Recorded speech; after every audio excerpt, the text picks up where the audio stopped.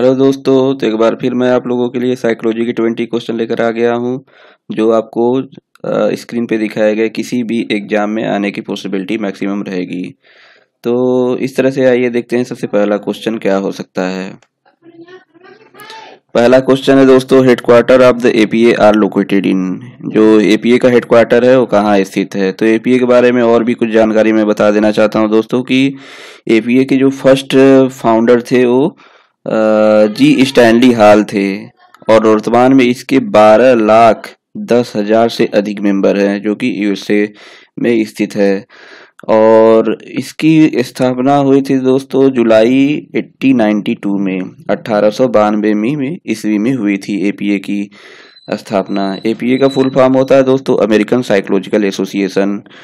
जो एपीए की स्थापना हुई थी दोस्तों क्लार्क यूनिवर्सिटी में हुई थी जो कि यूएसए में है। और इसके वर्तमान में प्रेसिडेंट है दोस्तों Sandra L Sulman. Sandra L Sulman president है इस समय। और इसकी हेडक्वार्टर जो है मेन हेडक्वार्टर जो है सर दोस्तों वो यूएसए में है।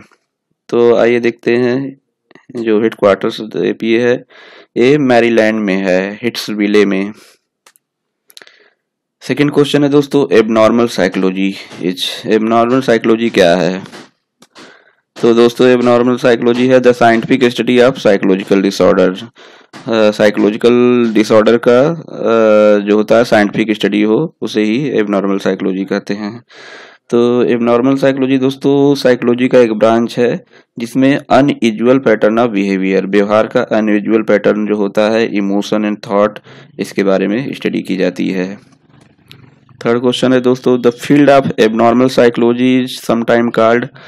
जो एबनॉर्मल साइकोलॉजी का फील्ड है दोस्तों वो कहा जाता है साइकोपैथोलॉजी। ये दो शब्दों से मिलकर बना है दोस्तों, psycho plus pathology. Psycho means हो गया मनोविज्ञान और पैथोलॉजी का मतलब होता है व्याधिकी।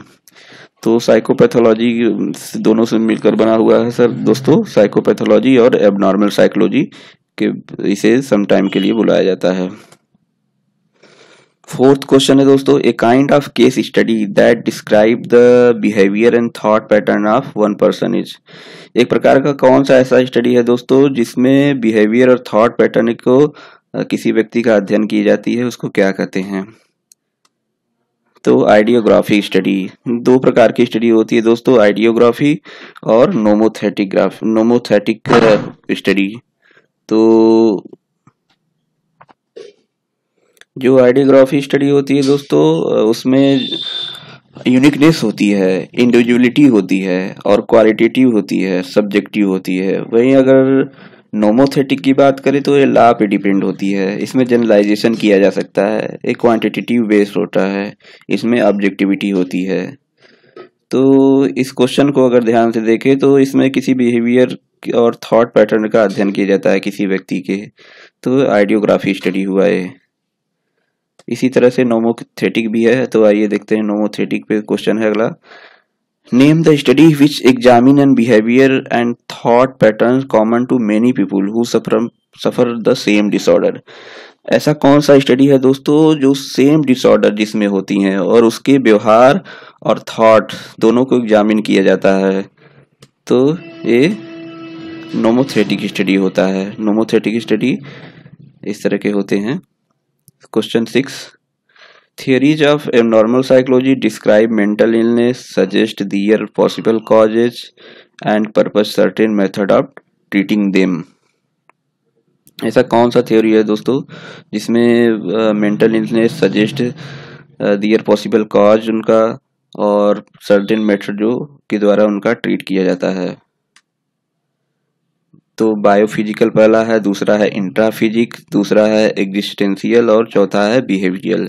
ये चार मेथड हैं दोस्तों जिनके द्वारा मेंटल इलनेस, उनके कॉज और उनका अध्ययन किया जाता है इस मेथड द्वारा। एबनॉर्मल साइकोलॉजी में ये थ्योरी है। क्वेश्चन 7 है दोस्तों, which many emphasise the importance of underlying physical cause of psychological disturbance. जो साइकोलॉजिकल डिस्टर्बेंस होता है दोस्तों उसका फिजिकल कॉज किस थ्योरी के अंतर्गत उस पर ज़्यादा महत्व दिया गया है। तो बायोफिजिकल थ्योरी का मतलब हुआ दोस्तों organic plus environment. Organic plus environment के इंटरेक्शन के वजह से या उसमें कुछ डिस्टरबेंस की वजह से क्या साइकोलॉजिकल डिस्टरबेंस आए हैं, तो उसका अध्ययन जो होता है वो बायोफिजिकल थ्योरी के अंतर्गत किया जाता है इसका अध्ययन। Question 8, which are the two main group include in psychological disturbance. ऐसे कौन से दो ग्रुप है दोस्तों जिनमें साइकोलॉजिकल डिस्टरबेंस होने की पॉसिबिलिटी होती है? मेडिकल कंडीशन और ड्रग और मेडिकेशन, ये दो कंडीशन ऐसे हो दोस्तों होते हैं जिनमें साइकोलॉजिकल डिस्टरबेंस होने की चांसेस होते हैं। Question 9, which theory focus on emotional basis of abnormal behaviour. कौन सा ऐसा थ्योरी है दोस्तों जो इमोशनल बेस पे होता है और एबनॉर्मल बिहेवियर के बारे में फोकस होता है? इंट्राफिजिक थ्योरी जो होती है दोस्तों, इसमें एबनॉर्मल बिहेवियर का इमोशनल बेसिस पे अध्ययन किया जाता है। साइकोलॉजी के अध्ययन में दोस्तों दो चीजें आती हैं अगर आप ध्यान से पढ़ेंगे या डीप स्टडी करेंगे, एक आती है इंट्रा और एक होती है इंटर। जो इंट्रा होता है दोस्तों वो सेल्फ के अंदर देखा जाता है, जैसे इंट्रोस्पेक्टिव मेथड हुआ तो इसमें इंट्रा शब्द को जोड़ सकते हैं। और जो इंटर होता है किसी दो व्यक्ति के बीच होती है, तो इंट्रा और इंटर में दोनों में आप ध्यान देंगे। आइए नेक्स्ट क्वेश्चन देखते हैं। विच theorist believe that conflict in early childhood cause people to worry or have other unpleasant feeling throughout life। ऐसा कौन सा थ्योरी है दोस्तों जिसका विश्वास है कि जो कॉन्फ्लिक्ट होते हैं अर्ली चाइल्डहुड में एक कॉज बन जाते हैं लोगों की चिंता के लिए और अनप्लीजेंट फीलिंग के लिए, अनप्लीजेंट फीलिंग होने के लिए लाइफ में। ऐसा कौन सा थ्योरिस्ट ऐसा बिलीव है जिसका? तो इंट्रासाइकिक थ्योरिस्ट जो होते हैं इनका ऐसा विश्वास है। 11th क्वेश्चन है दोस्तों, what is the term used by psychologist to describe people who sometime behave abnormally but can usually cope with everyday problem. ऐसा कौन सा टर्म यहाँ पे यूज किया जा सकता है साइकोलॉजी द्वारा दोस्तों जिसमें जो पीपल्स होते हैं वो अपना उनका व्यवहार जो होता है एबनॉर्मल होता है लेकिन वो एवरीडे के जो प्रॉब्लम होते हैं उसे आसानी से सॉल्व कर लेते हैं। तो न्यूरोटिक दो प्रकार के होते हैं दोस्तों, न्यूरोटिक होते हैं और साइकोटिक। न्यूरोटिक में होते हैं वो तो एबनॉर्मल तो होते हैं लेकिन जो उनका एवरीडे का प्रॉब्लम होता है वो सॉल्व कर लेते हैं आसानी से और सामान्य जीवन यापन करते हैं, लेकिन बेसिकली वो एबनॉर्मल होते हैं। और साइकोटिक में रियलिटी का लॉस हो जाती है, लॉस ऑफ रियलिटी होती है। इसमें बहुत ही डिफरेंट तरीके के प्रॉब्लम्स या सिम्टम होते हैं, जैसे हेलुसिनेशन होता है, सिजोफ्रेनिया में होती है बेसिकली, हैवीफ्रेनिक कैटाटोनिक पैरानोइया हो सकता है, ऐसे थे उसमें बीमारियां हैं, डिजीज हैं। नेक्स्ट क्वेश्चन है दोस्तों, individuals who lost track of reality. काल देखिए मैं रियलिटी की बात में कर रहा था, तो यहाँ पे लॉस ऑफ रियलिटी ऐसे कौन से बीमारी में आती हैं?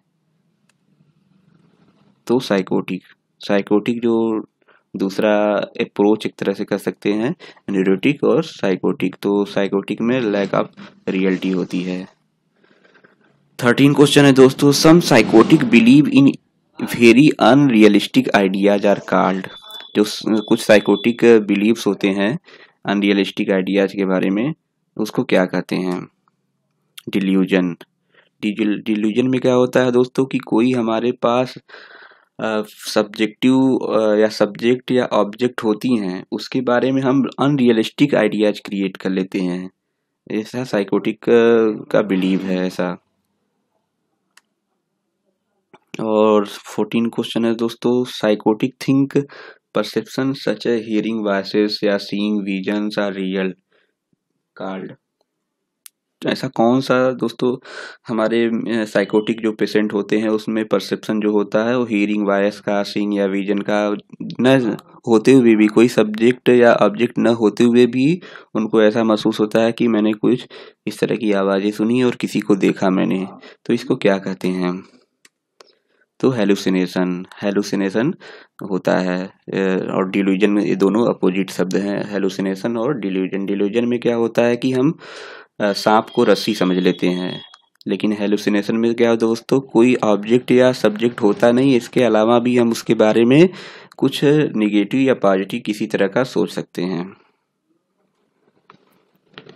क्वेश्चन 15 है दोस्तों, which treatment is often use to help neurotic and psychotic to understand and resolve their conflict and anxiety. ऐसा कौन सा ट्रीटमेंट है दोस्तों जिसमें जो मदद करता है न्यूरोटिक और साइकोटिक पेशेंट की, उनके समझने में, क्या समझने की, कॉन्फ्लिक्ट और एंग्जाइटी को। ऐसा कौन सा ट्रीटमेंट हो? Psycho analysis. Psycho analysis theory कौन दिया था दोस्तों? फ्रायड ने दिया था। तो फ्रायड में साइको एनालिसिस का मतलब होता है मनो का विश्लेषण करना, इसका हिंदी अर्थ भी हुआ मनोविश्लेषण।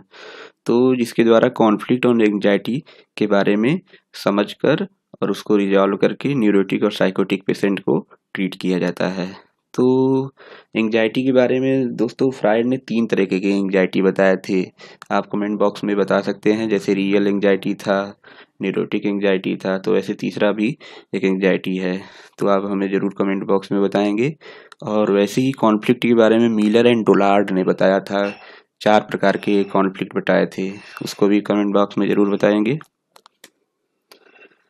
क्वेश्चन 16 है दोस्तों, in which technique the patient talk to analyst about whatever thought image और फीलिंग कम टू माइंड। ऐसी कौन सी टेक्निक होती है दोस्तों जिसमें पेशेंट जो है बातचीत करता है एनालिसिस्ट से अबाउट जो भी उसके मन में आते हैं, चाहे थॉट हो, चाहे इमेज हो, चाहे फीलिंग हो, जो भी उसके माइंड में आती हो। ऐसा कौन सा टेक्निक है? तो फ्री एसोसिएशन।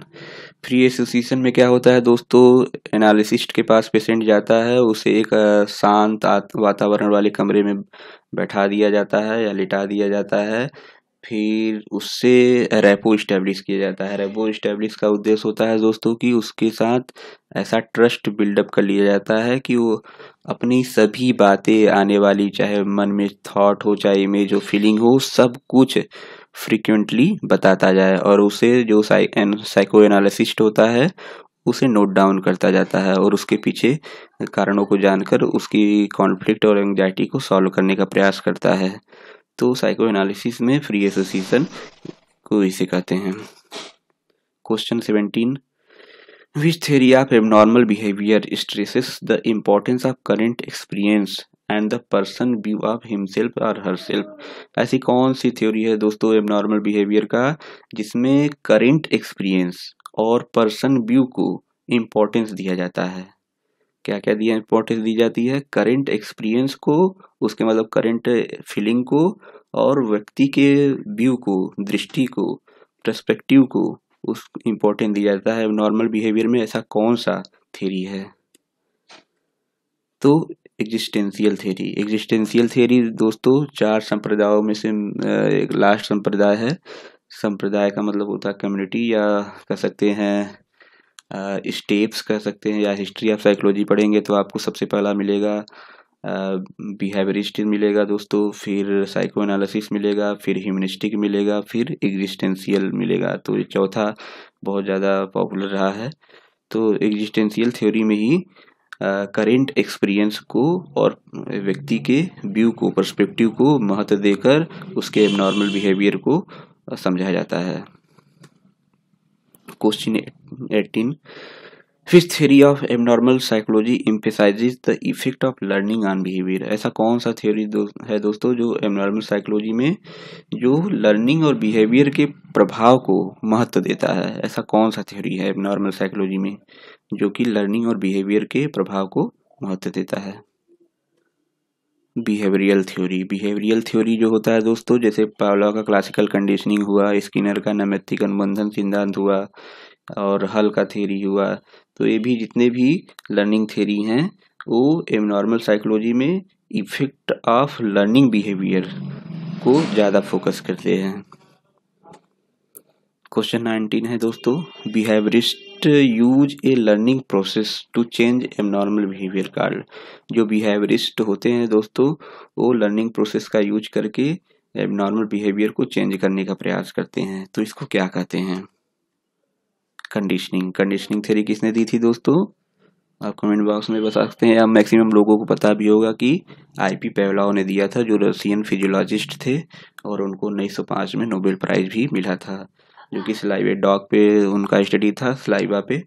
तो उन्होंने कंडीशनिंग थ्योरी दी थी, जिसके थ्रू वो एबनॉर्मल बिहेवियर में चेंज करके उनके लर्निंग प्रोसेस को चेंज करके एबनॉर्मल बिहेवियर को भी ट्रीट करते थे। तो लास्ट क्वेश्चन है दोस्तों, through which process behaviourist treat disturbing people by teaching them acceptable behaviour pattern and enforcing desired behaviour by reward and punishment. ऐसे कौन से बिहेवियरिस्ट हैं दोस्तों जो डिस्टर्ब पीपुल होते हैं, उनका इलाज जो करते हैं या उनको समझाते हैं या टीच करते हैं रिवार्ड और पनिशमेंट के द्वारा, जिनमें उनको ऐसा विश्वास दिलाया जाता है कि उनका जो व्यवहार पैटर्न है, एक्सेप्टेबल बिहेवियर है, उनको चेंज करते हैं। किनके द्वारा? रेनफोर्सिंग डिजायर बिहेवियर, जो उनको डिजायर्ड बिहेवियर सोसाइटी के हो सकते हैं, किसके द्वारा करते हैं? रिवार्ड और पनिशमेंट के द्वारा। तो ऐसा कौन से थ्योरी है, ऐसा कौन सा प्रोसेस है? तो कंडीशनिंग प्रोसेस है। कंडीशनिंग प्रोसेस में क्या होता है, जो भी हमारा डिजायर्ड बिहेवियर है, एक्सपेक्टेड बिहेवियर होता है सोसाइटी के अकॉर्डिंग या नॉर्मल क्राइटेरिया में आती हैं बिहेवियर, उसको टीच कराया जाता है रिवार्ड और पनिशमेंट के द्वारा, डिस्टर्बेंस जो भी पीपुल होते हैं। तो इस तरह से दोस्तों था 20 क्वेश्चन साइकोलॉजी के। आज आप लोगों ने 20 क्वेश्चन सीख लिया और इसके बारे में समझ लिया। तो इस तरह से आपको कैसा लगा, इसमें आप देखने के लिए इस वीडियो को बहुत बहुत आपका धन्यवाद। Please like, comment, share and subscribe. Thank you for watching.